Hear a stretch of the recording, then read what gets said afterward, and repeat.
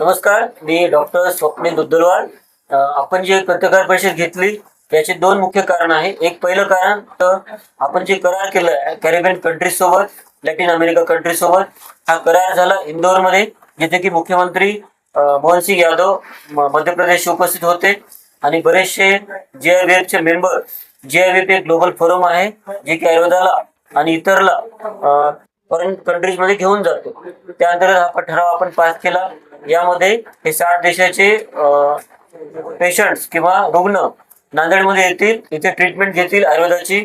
आयुर्वेदामध्ये आपल्याकडे जे श्री विश्वकर आयुर्वेदिक हॉस्पिटल आहे, यामध्ये वेगवेगळ्या प्रकारच्या कॅन्सरसाठी, मणक्याच्या आजारासाठी, सांधेदुखी, गंभीर मेंदूचे आजार, त्वचारोग जे की सगळीकडे पसरत आहेत आणि कुठेही त्याला ट्रीटमेंट नाही आहे, पण याची ट्रीटमेंट श्री विश्वकर्मामध्ये खूप चांगल्या प्रकारे होते.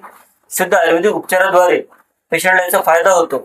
तर हे सगळे पेशंट नांदेडला येऊन ट्रीटमेंट घेतील आणि टेलिमेडिसिनद्वारे या सगळ्या देशांना आपण कनेक्ट करतोय, त्यांना आपण पुरेना औषधी पण पाठवतोय आणि हे सगळे पेशंट नांदेड पण आपल्याकडे येतील. आणि साधारण हे हॉस्पिटल आहे सध्या 30 बेडचं, जिथे की इन्शुरन्स मिळतो लोकांना, आणि 100 बेडला आपण अपग्रेड करतोय पुढच्या काही महिन्यात.